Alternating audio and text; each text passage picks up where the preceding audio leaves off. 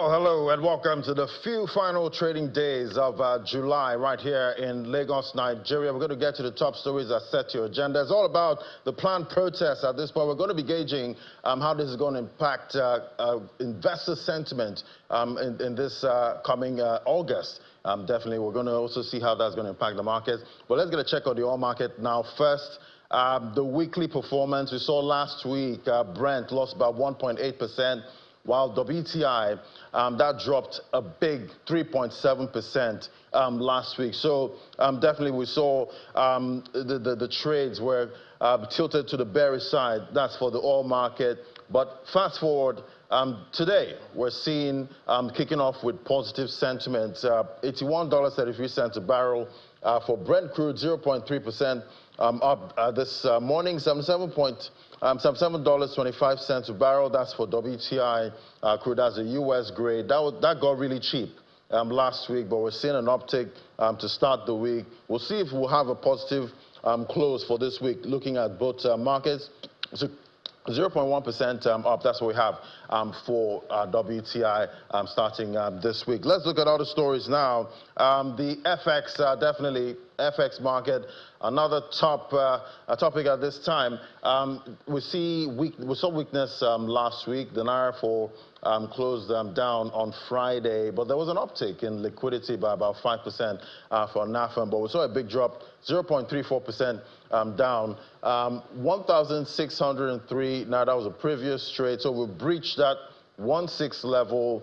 That was last week, so trading around that range, 1,550 to 1,600. So for NAFEX, 1,606 naira, that was the close on Friday, down a big 1.06%. So definitely we still see weakness despite interventions by the central bank. But we'll see how this week, how those interventions play into this week, and how the protests, the planned protest, is going to impact the Naira, because it impacts everything, at this point. But we're going to be talking about the benefits of protests and the cost at the same time. But let's look at earnings now.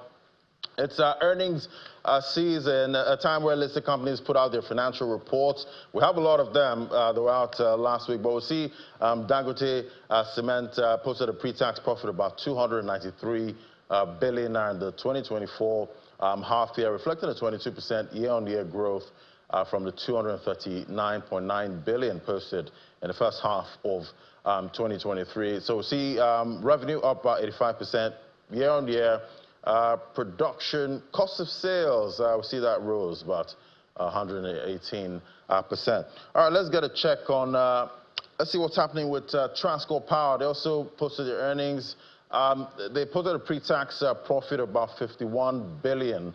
That's a 214% year-on-year growth from the 16.2 billion naira posted in the first half of 2023. So we see revenue up by 142% year-on-year, 35.4 billion. Gross profit, that's up 136%.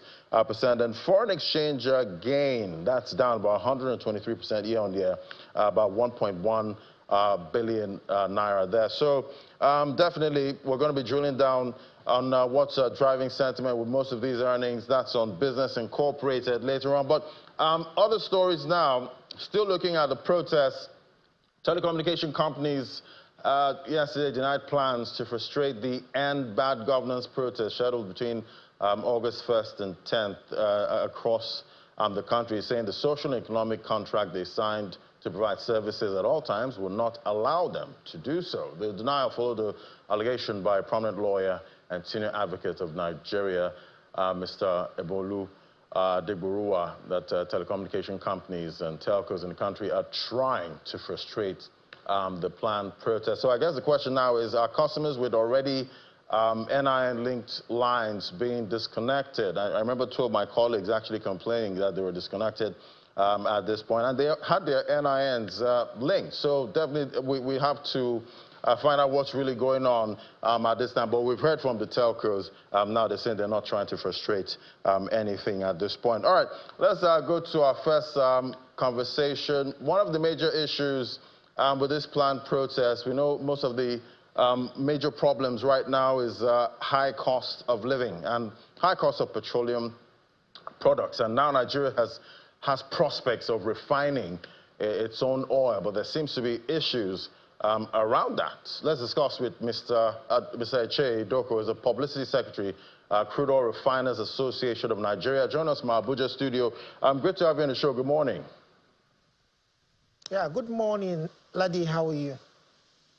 All right, first, let me get your take on the planned organized protest and how you see it, impacting your sector. What would you say is the cost of a no protest and actually continuing, with status quo, at this time? Let me get your perspective on that first. Okay, status quo for us in the oil and gas is to continue the regime of petroleum product importing. Status quo for us would mean that we have to expend our hard-earned efforts in trying to pay for importation of petroleum products. Status quo would mean that we would have to be at the whims and caprices of what happens in the external market without attention to the peculiarities of our market. And that's why we have been clamoring for a change to become a bit more Nigeria-centric with what we do within the oil and gas space, particularly the downstream. And Koran has been championing the cause to push for domestic refining. And truth be told, we have in our own stride, with very little input from the government, been able to get refineries running. As we speak, we have about six of such refineries, 100% privately owned, running in Nigeria. And we have to do these things to stem the tide of things like this. Let's try to get products to the Nigerian market at a relatively affordable rate. Let us give a Nigerian face to the availability of energy. So that's what we stand for. I do think that if there is a way to address the high cost of things, government should do what is necessary to avoid the protest. But in this instance, things are quite tough out there, and the protest is just Nigerians registering the fact that things aren't going right. And we are saying, and like we always say to other stakeholders, let's all sit down together and find a way of cushioning the effect of the economic crunch on the Nigerian people. Talking about cushioning the impact so far, we're seeing the queues are back at this time. This morning, I did see long queues, most of the filling stations on my way to work. And I don't know, we've heard from the NNPCL talking about some kind of glitch, at some point with the supply. But what are you seeing at this time causing this scarcity right now? We've seen that in Lagos and Abuja. Is it just plain old profiteering back again? Well, that would be for the regulators to say. I'm not the regulator. But what I know is that what they have said, or they have admitted to you, like you had just said, is that they have glitches with the supply chain. And what domestic refining would do is that it is supposed to remove the complications around the supply chain, because it makes it simple. You have the refineries in country. You cut out the challenge of having to freight. You cut out the challenges of having to deal with delays at the ports and harbors. So it becomes more organized, and more importantly, you cut out the middlemen who are culprits in all this and decide to hide behind the curtains to orchestrate all sorts of confusion. Because how do you explain? And when products come to the tank farms, most of these end users, if you call anybody from Ipman now to tell you sincerely what he is going through, how much are they lifting products at the depot, you would see that it's actually something short of a miracle how they're able to sell at this regulated price. And what we're saying is that let's have some level of transparency. Let those who are the major marketers, those who are owners of tank farms, let them be circumspect, let them become more, more patriotic to the country and allow this system work. And it's the same thing that we have argued, that let's begin to practice backward integration in line with the provisions of the PIA for products that we already have self-sufficiency in country for instance, the AGO. And then let government become more bullish in its support for refineries in Nigeria to begin to produce and sell PMS. And to do this, we have to have some level of certainty and openness in the pricing regime and the distribution of and sales of PMS. Let the whole process of the regulation be altruistic.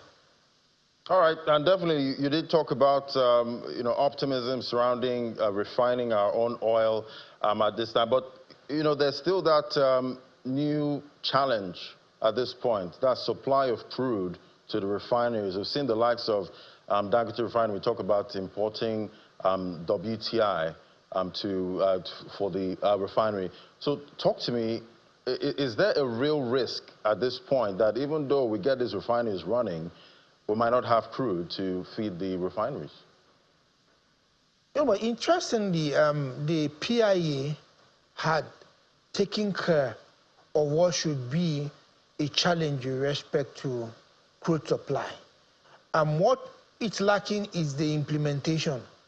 And like we have said over and over on this platform and many other media outfits, we appreciate the efforts that the NUPRC had put in place to make sure that provision of the PIA that guarantees crude for local refineries become activated.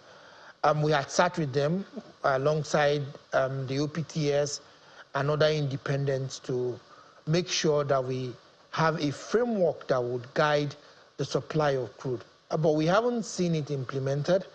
We would want to ask the NUPRC and the Ministry of Petroleum to expedite action in gazetting that guideline so that it can come upstream, and then the provisions in there can begin to address the issues of crude supply so that local refineries can start having supplies. Because that guideline, I can tell you, a lot of inputs, a lot of stakeholders made inputs into that guideline. That's the domestic crude supply guideline. And it's supposed to an extent, address the issue of crude supply to local refineries. I want to see the implementation of this. And when you talk about the refineries actually coming online fully at this time, do you think this will really guarantee affordable petroleum products in Nigeria? Yes, if it will afford affordable petroleum products in Nigeria, if the provisions in the various guidelines are met, and if the government also and the regulators work with us. There are variables that affect pricing. FX is one of them. We have asked that that component of crude that comes to local refineries should be sold in Naira. There's no reason why we shouldn't be selling crude in Naira to an extent affect price. When we refine locally, we also cut out the issue of cost associated with freighting and logistics to also affect pricing. And we have also said that the government should also be practical with prices, fees, and taxes on locally refined products. Good thing, very soon we would be sitting with the NMDPRA to discuss licensing fees and charges, which, if we are able to reach when we reach an agreement, it would also affect whatever it is that's the cost price of petroleum products from the terminals, and this would also dovetail to whatever is sold at the pumps in the filling station. So yes, to your answer, if we begin to refine locally, we would see a lot of reprieves when it comes to pricing of petroleum products. Right, and definitely Nigerians have a lot of demands right now for the government. Talk to me about what your industry is demanding from the government right now.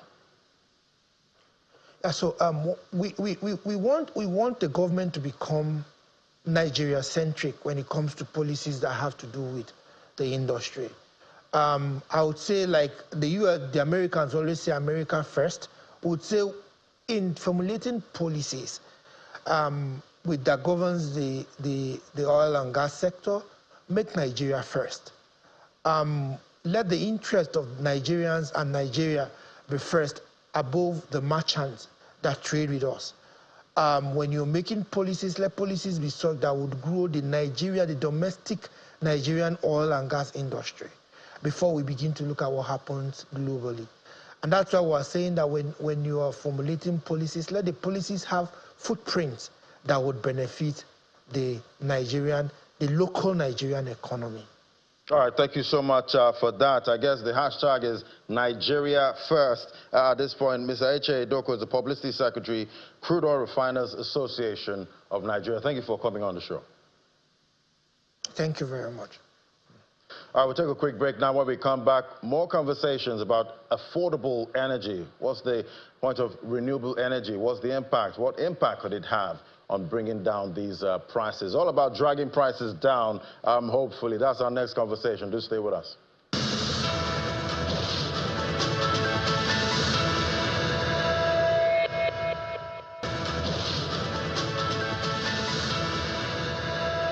It's all about prices, prices, prices at this point. Let's talk about prospects for renewable energy in solving Nigeria's high energy cost problem. And definitely we're seeing Nigerians have to pay so much, at the pumps to fill up their cars now. And we know what the Band A customers are going through right now. But joining us now, we have Dr. Sam Falaye, as the CEO, Saglev, joining me right here in the studio. Great to have you on the show. Good morning. Thank you, Laddie. Yeah, Thank so you so much. Yeah, definitely. I hope your line is still active, at this point, because I guess we're able to talk, so your line is good. Yes, absolutely. Quite yes, interesting. Absolutely. But I'm sure you're, analyzing what's going on, right now. We're seeing the planned protests for the 1st of August. Talk to me about, your thoughts on the matter.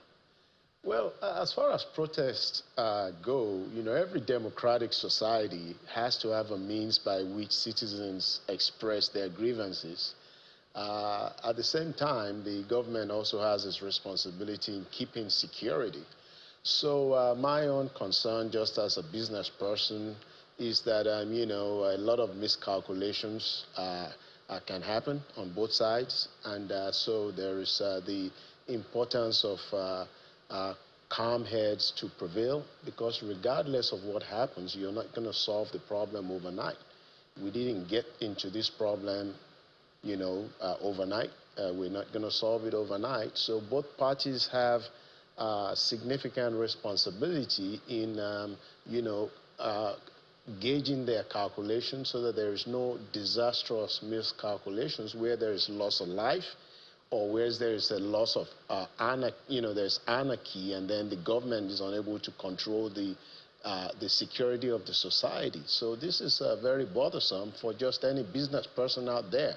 Is that calm heads have to prevail, and that's just my own. So we need more calm heads, We definitely at this do. point. Yeah. All right. So we know one of the issues, the rising prices at this point, and we've seen how much PMS prices stoked the other prices right now. But talk to me about renewable energy, because we've seen that touted as the solution, at this point, or could solve most part of it.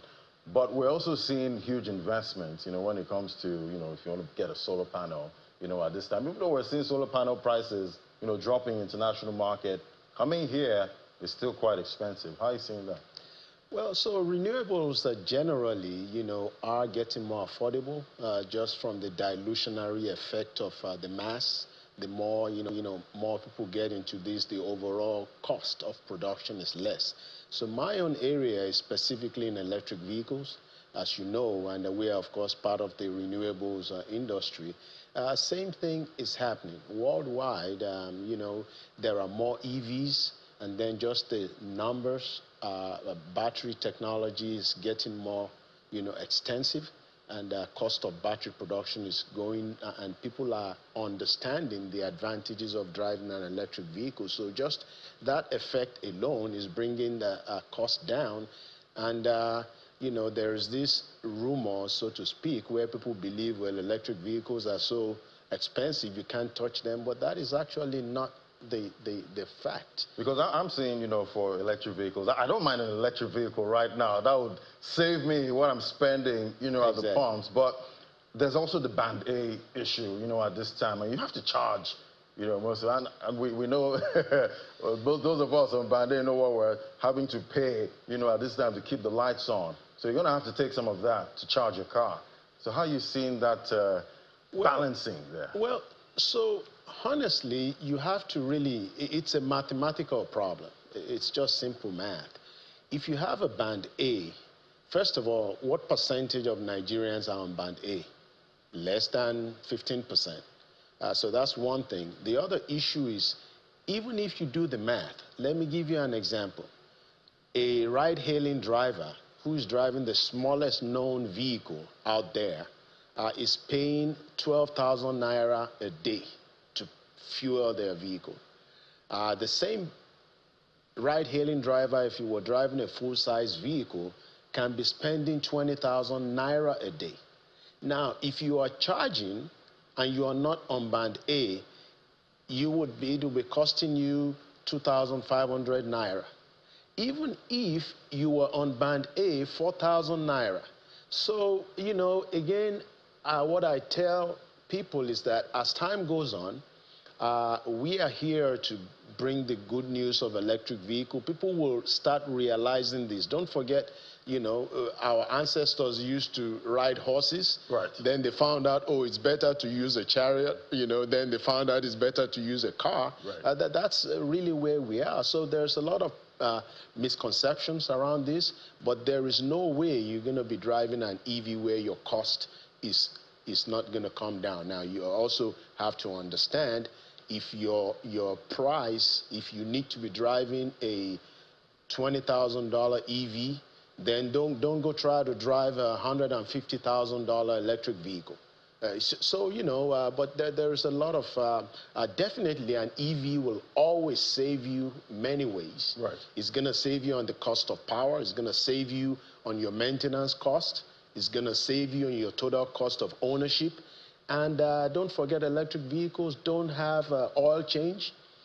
These 80 moving parts are supposed to 4,000 moving parts. So all the parts that take you to your mechanic in a regular internal don't exist in an electric vehicle. All right, but looking at, you know, the situation in Nigeria right now, we know most of the non-EVs are imported, you know, right now. So are we going to have to be importing, you know, most of these EVs again, which would also have to drive up the price when you do the exchange rate and all of that? Okay. Are we assembling here? Yes, absolutely. So that is why, as a company, you know, like I said, I was born here. I've been driving electric vehicles in the United States since 2012. And I've always wondered, why are Nigerians as smart and fantastic as we are? Why are we not driving EVs? So the solution really, in my mind, was, well, we have to find a way of sustainably driving these EVs. And that's why our company, we've been on the ground for over 4 years just planning. And we're just now starting to manufacture. Of course, we thought that we don't want to just import cars. We have to make cars here. And that's why we've started with assembling from semi-knockdown, which means we bring the vehicle that is about 50% complete, we complete it here. And then the next stage after that is to go to CKD, where the complexity of manufacturing is more. And then we go to fully building a vehicle from scratch. Now, there's a process to that. We have to have a lot of support from policy, from the government. We have to have accessory makers. For instance, while I make an electric vehicle, if I don't have, say, a battery maker, somebody that does upholstery, somebody that does technicians that are going to work, all these things have to be in place for us to do more, you know, complex manufacturing. But I have to, you know, when the government does something positive, we must give, you know, the government is doing their best to put in things like the National Automotive Industry Development Plan. So, you know, Rome was not built in a day. Yeah. But the reason you talk about Rome is that Rome kept building. So we keep building. We keep building. Right. And the problem is, over our 63-year history, we made incremental progress, then we stopped. And then we took steps back. And, you know, unfortunately, our level of manufacturing now is actually even lower than what we did in the 70s. Definitely, so much impacting the manufacturing industry from rates and all of that. But definitely, we want to start moving forward at this time. We need to bring these prices down any way possible. It was great having your perspective, Dr. Sam Fale is the CEO of Saglev. Thank you so much for coming on the show today. Thank you so much, Ladi. Thanks for having me. Thank you. Bye. All right, so definitely, we need to use as much cheaper alternatives at this point, and hopefully the alternatives stay cheap, you know, at this point. So thank you so much for watching. I will give you a summary of the stock market close. It's just a few trading days for this week, just about 3. I'll hand things over now to the Sunrise Daily team.